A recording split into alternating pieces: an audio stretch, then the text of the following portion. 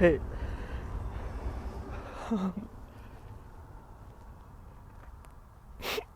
I can't do it. No, I'm sorry. I got in. I was trying to study, and like everything I was writing down was like I was just like I'm fucking it up. I know, like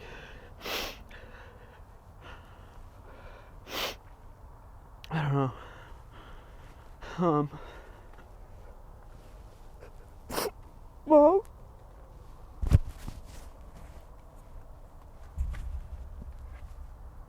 I want to hurt myself.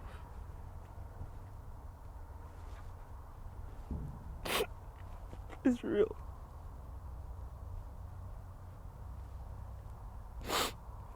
I know.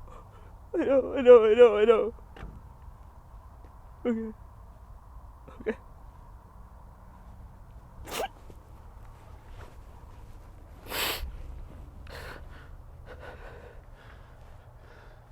Okay.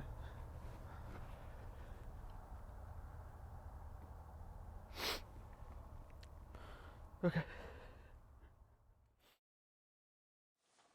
Do you ever wish that you knew what you know now when you were younger?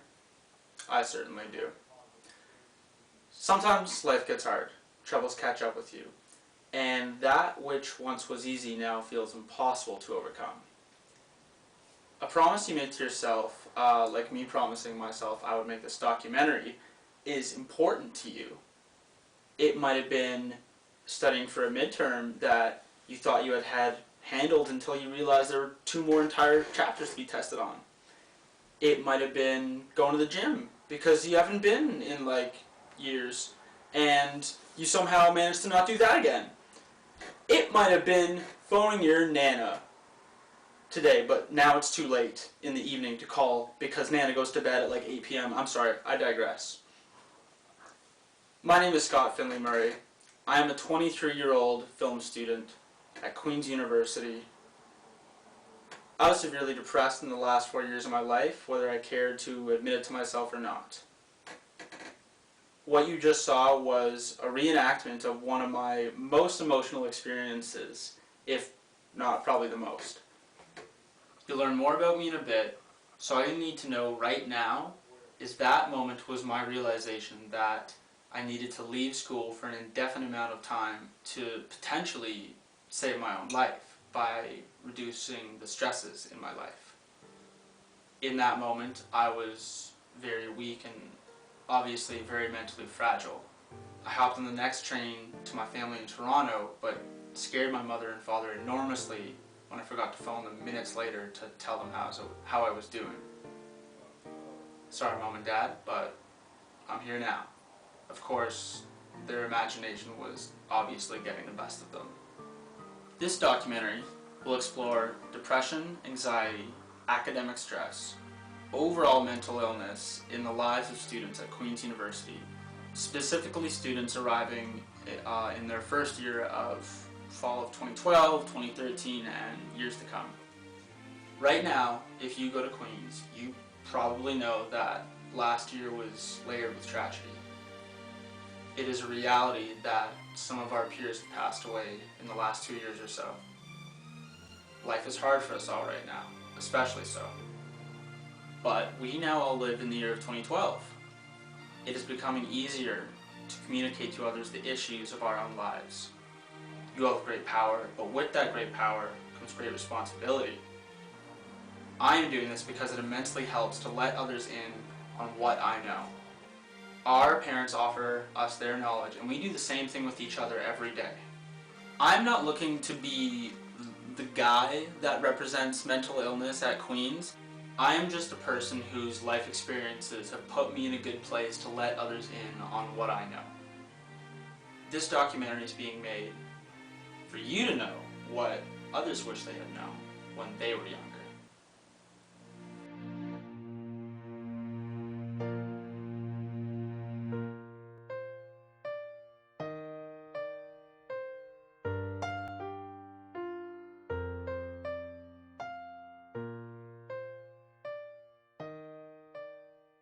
a scale of 1 to 10, was it difficult adjusting to university life when you arrived as a first year? Scale of 1 to 10, probably like a 9.5 out of 10, very hard. Because basically you kind of just arrive and then have no idea what's going on. And Frosh Week, I guess, kind of helped because it was relaxing and not stressful, but then as soon as school started, it was like right away. So when classes adjusting. began? Yeah, like Frosh Week is fun and you just follow someone around, like you just follow your Gales around the whole time, you don't have to worry about anything. And then they help you a lot, but then once classes start is when you finally have to do everything on your own. And that's when like the big So your first stress class hits. was really daunting? My first class was really daunting. Just like sitting through an hour of a professor talking to you and you have no idea what they're talking about. It was daunting. It was film, and I was really excited because it's what my major was going to be in, but I walked into the auditorium and there's 500 seats and it was like, okay, where do I sit? Who do I sit with? Because no one on my floor is in film and stuff, so it was just very, okay, now what? And do I write notes on my computer? Do I write them on in notebooks? Like, what do you do? And how is it going to work? Because it's your first lecture type situation. Because before you come in, talk to your teacher, like sit down, talk to your friends, be like, okay, we're doing this. But it's such a different way of learning than high school. I think it was pretty easy just because my roommate is one of like my best friends from home, and like I have a roommate, and since there was sort of something constant, then it was fine. Yeah, I would probably say like maybe 5 or 4.5. Probably, because it wasn't incredibly hard. Like, Frosh Week was really, really good for getting to know a bunch of people. And one of my good friends from high school, he was in second year, so I kind of saw him a bit. But more is just getting to know people, and I had some really good, met some really cool people on my floor, so that was really good. Res orientation was awesome. But then Frosh Week, getting to know people was really good, and it just was like a really fun time. And then when classes started, like started to get to know some people in my classes. And I think the best thing that happened in first year was just when I got into Vode, because that's when I started making some really good friends. And one of the girls I was in the play with and Jimmy the Antichrist with, I'm living with her now next year, so. I really missed my family for sure, and I miss my dog a lot too. I know that's weird, but they say it's a really common thing to like miss pets. But my mom made sure she was coming down to see me for my birthday, because my birthday was the second week of school. Oh. So that was a little scary, like kind of having my birthday here for the first time. Yeah. But yeah, it was good to have her like come down like the second week, because I was already starting to miss home. But I transitioned better than a lot of my friends, I think, because I actually came here in grade 8 for Seeds in Residence. Seeds in Residence, it's like for grade 8 students, Okay. 7 and 8 maybe, and they just come to Queens, they stay in residence, they go to class, like it's exactly like going to university. What you're seeing now is me performing in front of hundreds of people. I'm in my 4th year of studying what I love, film and drama, and keeping up with the demands of everyday life at Queens, all the while juggling extracurricular performances and keeping up with being quite the social butterfly. Life is good, but like I said, it wasn't always like this. When I arrived in first year, I was lost. Even though I lived with a friend I'd known for years, the transition from high school to Queens was rough, and was the spark that ignited a hereditary background of mental illness that had had the potential to manifest itself my entire life. Of course, I didn't seek help until it really started to get ugly, and when I told a counselor at Queens Health and Services of my thoughts of killing myself, he sent me straight to the hospital, where I was given a prescription for antidepressants and sent on my way. A couple weeks later, I wrote my exams and went home for the summer. The reason why I wanted to switch majors from biochemistry to theater is I basically lived here. I was pre-med, and I lived here. Just be at the class. I mean, I remember my mom calling me one day on a Friday, and she's like, "What are you doing?" I'm like, "At the library till it closes." She's like, "Why? It's Friday. Go and get drunk." And I was like, "Mom, I got work to do." She's like, "When's your next midterm?" I'm like, "November." And she's like, "Go drink." And I got really good grades, but I hated my life. It was sad. I didn't like talk to anybody. I was irritable. I was just angry all the time, and I realized that that wouldn't just be for my 4 years here at Queens. It'd be for 4 years in med school, and how many years of residency. I'd be like that, and that would become who I was. And I realized that I didn't really care to be a doctor. It was more about money, and I wouldn't be happy, so I'd be basically working to make money and then spending money to make me happy. when what I loved is theater. So if I was in theater, I'd make no money, but I could do what made me happy all day. So what little money I did earn, I got to keep to, help me live. How was it transitioning, like, academically into university from, like, high school university? Well, for me, actually, in my school, since there's like an international school and stuff, or actually not because of that, but our school had the IB, and so I was actually part of like the International Baccalaureate. That's the program that I did, and it was insanely hard. It was like so hard, and it prepares you really well for university because everything like after the IB just seems pretty easy. I think it's just, it was hard to figure out at first, because first you want your social life to come first, then your extracurriculars, and then your school, but then there's a point where the school becomes on top of everything.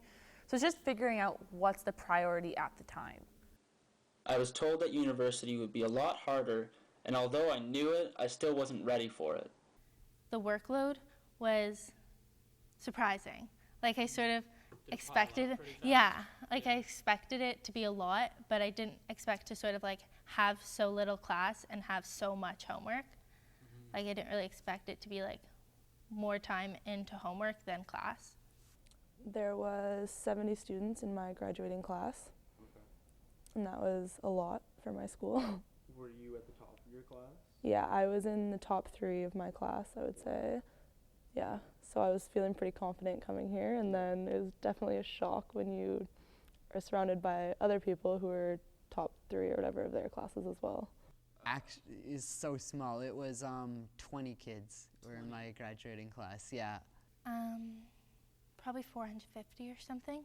Yeah, it's really small. So every class, you still had one-on-one with the teacher, but just the class sizes were a lot smaller. And sometimes you're with grade 11s as well. Whoa, that is so intense. Oh my God, 7 people, wow. I think the hardest thing for me was exams. And I had a really hard time getting through them. Some of them were really hard. Like I looked at some of them and I was like, I've never done anything like this. On a scale of 1 to 10, my exams in first term, I would probably rate difficulty at about an 8. 6 if 10 was like really hard and 1 was like not so hard, because the teachers did a pretty good job of like warning us what would be on it. And because I expected it to be like incredibly hard and like expected to go in and not really know anything, I guess it was a bit easier because I expected it to be worse than it was. My first exams were pretty good. I didn't do very well on them though. Actually, all of the exams I did fairly poorly on. I thought I was going to do a lot better. And I mean, so I think the thing is, I guess the advice I would have is don't have high expectations about your exams, because they are a lot different from like your exams in high school. And I guess I expected better marks and I didn't get them, but it happens, so. I was really homesick at that point because I hadn't been home in a while. And I just like every day it was literally just like so repetitive. Like you wake up, you eat, you study, you eat, you study, you eat, you study, you go to bed kind of thing. Like it was just so like such a never-ending cycle, and it was so crazy. And especially sitting down doing my very first like psychology exam, and I just absolutely bombed it. Like I did terrible. It's hard, especially just the people. Like everyone in BC is way more laid back and not so crazy. Like around exam time, like I only had 2 written exams, and I got stressed about them, and I worked for them. But some people, it was like to the point where they were studying I was like, just like too much. And people back home would just be like, okay, I've studied for about 3 hours, I need a break, because you have to give your body a break. And people here seem to just like go all the time. So it was a lot more of a shock that way than I thought it was going to be, because it's the same country. Like I didn't think it'd be that big of a difference, but it is. Did you study the same way for exams in university that you would study for exams in high school? I definitely studied for exams way differently in university than high school. I actually studied. I spent all day in the library, whereas in high school I probably spent tops like a night at home maybe, and then wrote it the next day. And I always kind of went into them knowing everything. Like I made sure I knew that, but there was so much less content in high school. I literally, for every exam, I studied a different way because I did not know what to do, and I was like, I guess I've got to find my best way. And I think I did, and I thought that I always studied in high school with cue cards, right? Because high school, there's only like 20 cue cards at like the end of the semester, whereas for psychology I had 800. And I had everyone memorized, but it still didn't help me on the exam. I just woke up at 7 or 8, went to the library, spent all day just trying to do as much as I could, and then I usually went into the exams a lot less prepared than in high school. I had to sort of study in different ways, if that makes sense. Like I would study on my own and then like study in a group, whereas I felt in high school I just sort of like studied on my own, memorized the material, and like went into the exam. But you have to know a lot more concepts and like how to illustrate yourself well, which was harder. Like I knew coming out of every test I ever did in high school that I was going to get above a 90. Like I just always knew, and then coming out of every exam in university I was just hoping that I would get a 50 so I could pass. You've really just got to find the way you study the best. Like you can't really let others tell you the best way to study. It's like what's best for you. I think that everything was due at the same time. That was hard. Like when midterms hit, you had 5 tests all in the same week, you had 5 essays due, you had everything was due at the same time, which I wasn't used to in high school because our teachers were really good about communicating with each other back at school and being like, okay, well, because I had like a different experience being in such a small school, so teachers would be like, well, do you have anything due this week? I'd be like, yeah, we have actually 2 tests on the Friday and an essay. We communicated, and there was inter-teacher talking and stuff, but here there's none of that. Like, faculty don't talk to each other about what's going on. And there's no like massive staff room where they're like, oh yeah, I have the kids' project due on Friday, and it's like, oh yeah, I have them maybe doing we should reschedule it, It was actually so weird coming here because at the school I was at, like with 20 people, I really got to know my teachers really well. And I actually became really good friends with them, and also became good friends with my principal, which like when some people hear that might be like, wow, what a loser, look at that like douchebag over there. But like actually like, yeah, he's a cool dude. So it was like weird coming to like a school where like the classes were so humongous and the professors are just so smart and like really intimidating. Like they're like, they could crack jokes and you think it's hilarious, but like going up and talking to a professor is like basically going up and talking to a celebrity. Like you get nervous and stuff. I didn't talk to professors about my exams, but I went to one prof once about an assignment because my TA for the class had office hours that didn't work with my schedule and was not willing to make appointments outside of her hours to help me. I don't know, like it feels like if you go up and talk to a professor, it kind of does feel like, I know they talk about this in Existare and stuff, but it does feel like you're wasting their time. Even though you're not, like it kind of feels like that. The majority of them I didn't really talk to, just because I sort of saw it as they have so many students, whereas your TA like knows who you are and will remember you like after you come in. TAs are your savior. They're so sweet. Every single one of my TAs was really, really helpful. And when I asked them like what I should do or like if I had questions, they would answer them in a heartbeat. In my first semester, I hardly talked to any of my professors. I went and tried to talk to 2 of my film professors. And then drama was the best actually, because with Jen Stevenson, she was so nice and got to know everyone's name. And so she was the one teacher that I was like, or one professor I was really like I actually kind of established like a friendship with her and stuff, and she was really nice. What did I have? Well, last week I had 2 essays and a test due. This week I have Tuesday I had a essay and a test due in the same class, and then I have a test tomorrow, a test on Friday, and a 30% worth essay due Friday. So I've been like this past 2 weeks, plus all the extracurriculars. When you feel yourself getting really overwhelmed, what do you think helps to cope, to kind of, like a lot of people take a breath, they meditate, you said you write out all your I list everything so I can see everything and like what I have to do. But I also go for a walk. Okay. I go for a walk along the lake, just like along the path there, or I go to the gym because I feel like doing something makes it better, and you clear your mind, you think about all of it, you're like, okay, I have this amount of time, I can get it done. I've done it in the past. It may be being up till 4 a.m. in the morning finishing that essay, but it's gonna get done and it's gonna happen and it's gonna be over. So that's like something to keep in mind. Like I had a little breakdown this afternoon about being really stressed about stuff and things not, I got an essay back this morning and I got a C-. And I was assuming I was gonna get a higher mark. It's the lowest mark I've ever gotten on anything. Yeah. So just like being prepared that you may fail and being prepared that you're gonna fall behind. You've got to remember there's always other people. Someone like from your class that you can go and connect with. Like there's always someone like you can talk to, you can be friends with that like will have your back because it's new to everyone, right? When I returned to school in my second year, I lived in a house and I partied the hardest out of all my 4 years. I never returned to see that counselor or worked on my mental health because I was on drugs for that, right? They were doing the work for me, or so I thought.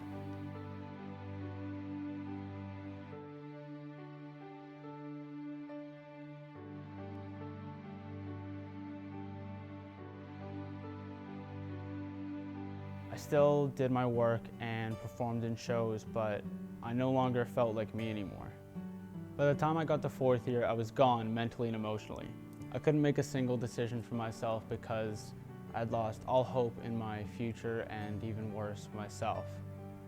The meds had helped with my OCD, but I was now clinically depressed and contemplating killing myself in every minute of every day, and I say that lightly. I couldn't even carry out a single conversation with a best friend without feeling like I'd let them down somehow, let alone go partying and trying to forget my problems, because that would require talking to more people.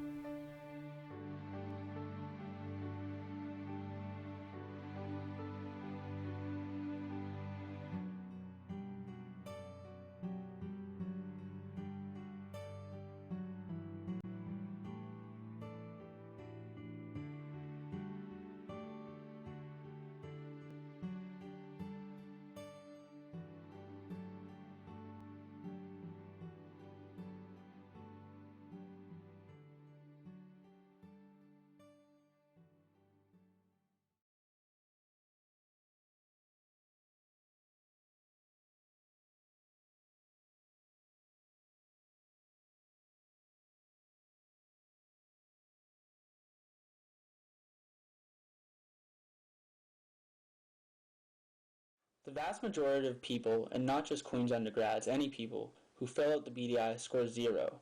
The BDI is not meant to discriminate amongst non-depressed people. It would take a really bad week or maybe a cold or flu for most people to get up into the 5 or so range. So anything above 13 is really clinically significant and would indicate that the person likely would meet criteria for a depressive disorder diagnosis. Here's the breakdown in Psych 100. 82% of the people surveyed score 0 to 13. 11% of the people surveyed score 14 to 19. 5% score 20 to 28. And somewhere between 1.5 and 2% score between 29 and 63 on the BDI. Dr. Kate Harkness told me that she is a student right now who is looking into some trends in the Psych 100 BDI data. She says one thing we find, which is consistent with the wider literature, is that women score higher than men in general. Another thing that this researcher student has found has been ethnic differences. In particular, students' minority status, particularly South and East Asian, Black, and Aboriginal, score higher than white students, and particularly if they are women. In fact, a great part of the gender difference in scores may be attributable to minority status. This is important and may suggest that more resources for minority and international students need to be provided in the area of mental health and adjustment. In the first term of school, did you feel unhappy, lonely, confused, depressed, homesick? All of the above, yeah. All of the above? Like very homesick, like a lot for like most of the time. Like an 8 probably. And then I didn't really feel that lonely, I guess. There was always a lot of people around. Yeah. But just overwhelmed, like 10 out of 10. Mm-hmm. No idea what was going on, stressed like all the time, you know. Yeah. So yeah, it was really hard. And like what time of day do you think those feelings were most prevalent? Just like during the night, after, you know, you do classes all day and then you go back and there's no one telling you to do work and do anything, but you know you should, but like I didn't know how to do anything. It would all like start to overwhelm me and you'd be sitting there kind of wishing I was back at home. How was it when you were able to go home for 2 weeks during Christmas break? The best feeling in the world, Yeah. basically, because Christmas or winter exams were just the most stressful time I think I've ever had in my life, and it was just way too much to handle. Can you tell me a little bit about that? Yeah, so like exams, didn't know anything. One of my good friends from my floor passed away right before classes ended, so I was kind of dealing with that whole other thing which I've never dealt with before, and then expected to write exams and they were worth a lot. I felt like I didn't like my courses and I didn't know how to do a lot of them. It was just not a lot of time in between them to study, and there was just a lot of pressure and a lot of stress. Your friend was the one that fell through the skylight. Yeah, so he was from my floor and I got the news about that, so. How was it describe getting the news about that? It was, yeah. I found out sort of the night it happened because it happened at one of my best friend's residences. So she called me, and I was kind of the one who knew on my floor and had to tell my dawn, and sort of knew before the rest of my floor. It was just kind of chance, and it was like, I don't know, I've never lost anyone before that, so I didn't really know how to deal with any of it, and like everyone around you see his best friends on my floor who are just finding this out. It was like, I don't know, it was really hard and really stressful and just, yeah, an awful sort of time. Yeah, I'm really sorry about that. Yeah. So did you make accommodations for exams since you were like stupid overwhelmed? Yeah, they did for like a lot of people on my floor, and I got an exam pushed back till after the break because, you know, when it first hit, I couldn't study or anything, and it was just, yeah, like too much at too short of time. So, yeah, and like they made a lot of accommodations for people. Coming from BC, it was a lot more of a culture shock than I thought it was going to be. Just like people in Ontario, like BC has like kind of a hippie vibe to it. Everyone does something outdoorsy. Everyone somewhat likes the outdoors, and here there's a lot of like city people who aren't like that. For example, like I live on the ocean. So I see, like I wake up, I have the water right there. I have like the mountains of the Sunshine Coast. So that's been hard, like not having like hills. So hard. Like hills, I miss hills. That is like the weirdest thing I ever thought I would miss is hills. I felt a bit homesick, honestly, just because like you're so used to having your family around. I have felt homesick lately. I realize I rely heavily on animal interaction to calm me down or lighten my mood, as this is something I had all the time at home with a dog and small house pets around. I wish Queens had some sort of room with a bunch of puppies to relieve stress. And like now you have like no family around, but like I had friends around a lot, so it was a little bit like I wasn't like, oh my God, I'm so homesick, but it was like, it was there, but it was fine. Though I was very happy to be independent and I really enjoyed Queens, there were times when it was hard, especially since it took 2.5 months to get any decent help started with health, counseling, and disability services.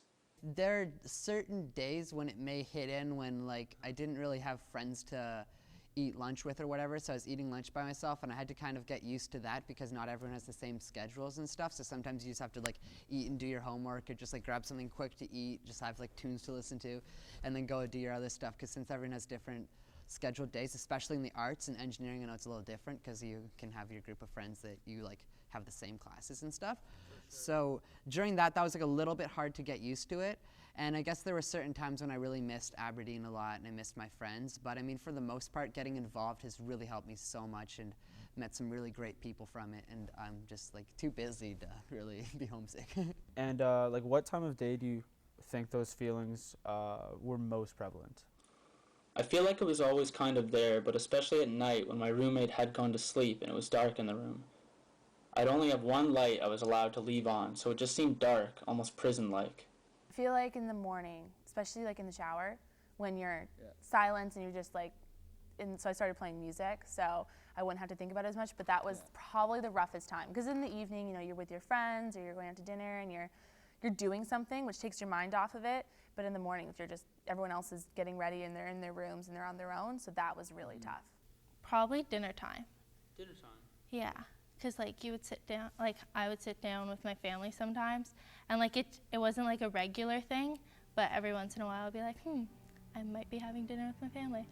Then, on October 16th of 2010, I got up from attempting to work on a group project and left in a taxi cab to the hospital. I told the triage nurse I wanted to kill myself. What resulted was the same as before. I was given some meds and sent on my way. But I needed real help. So I threw in the towel and left school for a year. When people tell you, take care of yourself, do you ever really think much of it? I never did, but that's exactly what I did when I got home. The first 4 months or so that I was home from school were hell. I struggled every day to not become even more depressed, but at least I had my family to look after me. But also, my parents were finding it difficult to speak to me or try to help. They didn't know what to say because it might mean making me feel worse somehow. I wanted to go back to a normal life, but didn't think I was destined for that anymore. Depression is like a bully, and it really screws with you. But after speaking with many different psychologists, psychiatrists, counselors, and social workers, I came across one that was a good fit. He listened, but he also trained and tutored me like a Jedi master in cognitive behavioral therapy while treating the chemical balance in my brain with SSRIs. There is a fable of a Native American grandfather who is telling his grandson about two wolves, one very good wolf and one evil wolf. The grandson asks, which wolf is stronger? The grandfather replies, whichever wolf you feed more. My father told me this during my time at home, and it has become a running theme in my recovery.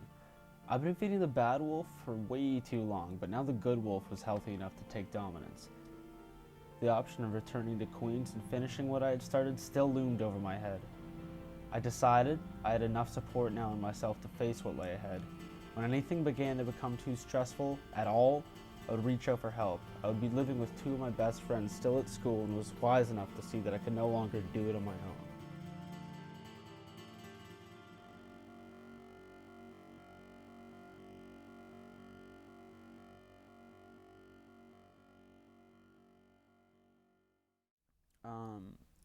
Okay, so one of the hardest things for me was coming back to Queens after the Christmas break and having to come back to residence. Do you agree with that at all? Yeah, the hardest time was coming back because you just get home and you get to be back in something you know, everything's comfortable, and then you remember like before the break how awful it was, and I was just thinking about that and how much I hated my classes and how much I didn't, like I liked being here but I was so stressed before the break, and so the thought about coming back, like I cried probably for a couple days straight, and first getting back here, like I called my parents every day just saying like I don't want to be here and I want to go home again.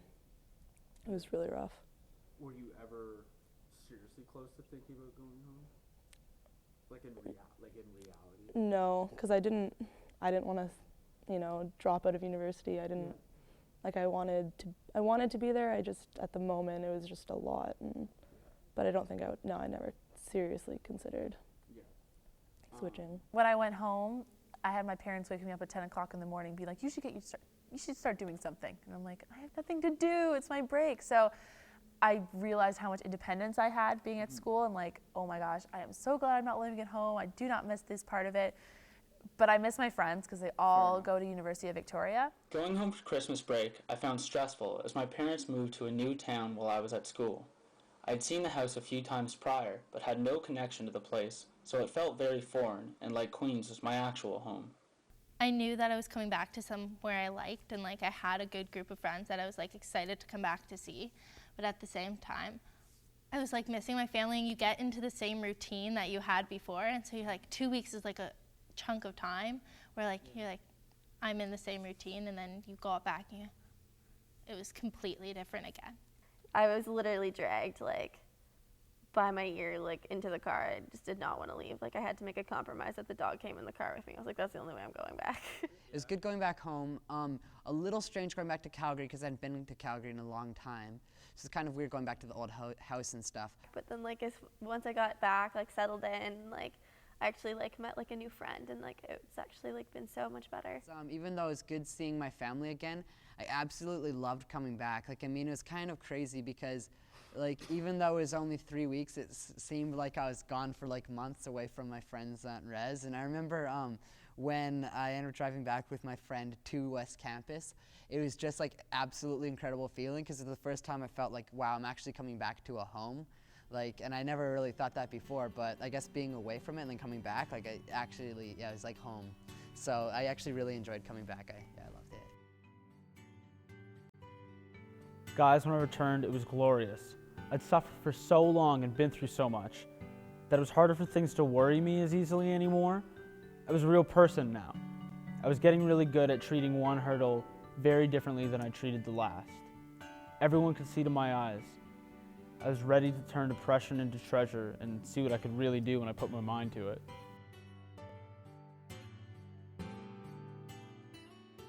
It got a lot better. I don't really know how long it took. Like I think it was a couple weeks, but I think after I switched a bunch of my classes, I dropped a bunch that I really hated and picked up ones that I liked, and it got a bit easier, and I realized that I kind of knew what to do more, because after first term, like, you kind of figure it out. And second term ended up being like the best time I've ever had, or one of the most fun times I've ever had. It took some time. Probably in the second semester, I guess like in a way I tried to get on top of things, especially during reading week. I did a lot of my readings beforehand, so I was actually able to get on top of that. That helped a lot academically. I think it's going to help a lot academically, probably. Don't get me wrong though, those same feelings of doubt and anxiety would still surface like they would in many daily situations, but I was able to be my own psychologist and talk it through in my own head before I went ahead and made any rash decisions that might escalate matters further. Before September of 2011, I would have never believed that in the same night I could go from being very introverted, like playing video games, listening to music, doing homework by myself, to being very extroverted and like playing beer pong with my friends. And I only smiled when I meant it. There was no more lying to myself. If I felt something, then I felt something, and that feeling would have to be dealt with accordingly before I could continue on with my night. Over time, those little mental exchanges I had with myself began to be easier, and I was sincerely improved. I was like I was before this saga started, but better, polished, crisp, and clearer than I'd ever been before. And those people campaigning out there aren't crazy.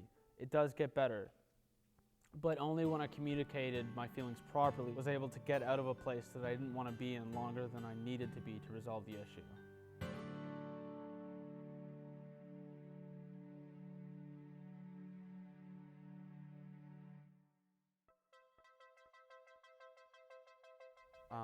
And finally, how you doing now? I'm doing a lot better now. Second year is definitely a lot better in terms of school subjects, like everything I'm taking, well, not everything, but pretty much everything I'm taking, I got to choose my major, so I like all my classes. And living in a house and being on your own is a lot better. Now, I'm doing good. Yeah, actually I'm doing like really good. I'm really happy with the way things have gone so far. I feel really happy and really lucky with what's happened to me so far as a person being in first year at university. I'm good now. I'm good. Like, definitely, it was more like I miss BC, but this is the right school for me. Yeah, the advice that I would give is that you should just go out and just push yourself into the community and stuff, like really just get involved, because I was able to meet so many incredible people. I was like lucky enough to get a job at Wacom, which before I thought like was the coolest job in the world, and I know now it is the coolest job in the world because I got involved. I was able to get into a couple of plays because I got involved, and I've just met such incredible people. And like a bunch of the people two of the people I'm living with next year were because I got involved and because I actually like went out there and like got to know people. That they're gonna make a lot of good friends. Like I was sort of worried that like when I came here, like I had my friends from home, and I was afraid I was sort of gonna lose those friends. And like I didn't know how many friends I'd make here, but like you keep your old friends if they're good friends, and your new friends are just more people that like you get along with. And then also to not really worry about being alone too. Like, I mean, you are gonna be like lonely sometimes, but it's gonna get better. For sure, I would never not be in res first year. I think it's a really good experience, but it's also good to get away from it. I think it's a one-year thing. Yeah.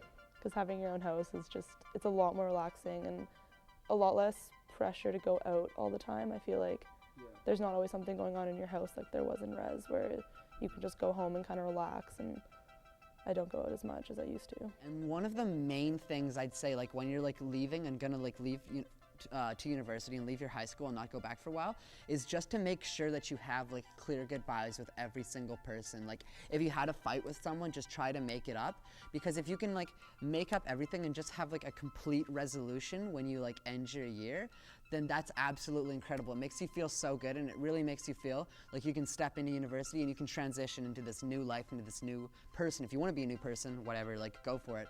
But into this new life, you can make that transition if you've completely resolved everything back in high school. Yeah, closure. That's so, yeah, man, so important.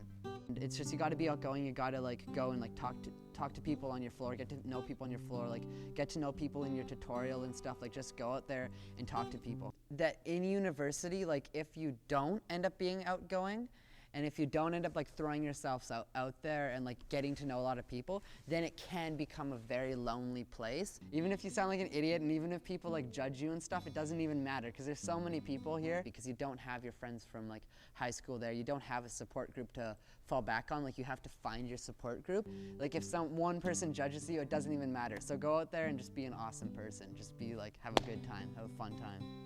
And so I just want to like stress like how crucial it is to like find that support group, because if you don't have that, then like, I don't know, I know there is like pretty high rate of like suicide in first year university, and there've been like pretty terrible incidences in different universities with like suicides. So it's like a scary thing, but it's like a fact. And so that's why it's so important to like just go out there and find your support group, find your friends, like just like live the dream, because you can live the dream. It'll happen. This is a big question. Are you pleased with your decision to come to Queens? Definitely. Like, I love Queens, and I don't know, I can't really imagine myself anywhere else. And like, I have friends at different schools, and like, yeah, Queens is the right place for me. So just like hearing from my friends and their experiences, that I just learned that this isn't forever. These 4 years aren't forever, but this is where I need to be for the next 4 years, because this is where I'm meant to be. Like, I got in, I chose it. Like, I have to think back to when I was deciding what was the right school for me. And overall, are you pleased with your decision to come to Queens? Yeah, I actually was talking to my parents about that. It's been like the best. I think it's, So, still looking for some end of the movie cliches? I once was lost, but now I'm found. I'm happier that I took the road less traveled. The grass is greener on the other side. Once you pop, the fun don't stop. No, that's not right. No. See, I'm still making mistakes. But I'm not perfect, right? No, I'm not. I'm Scotty Murray. That's it. It's way better.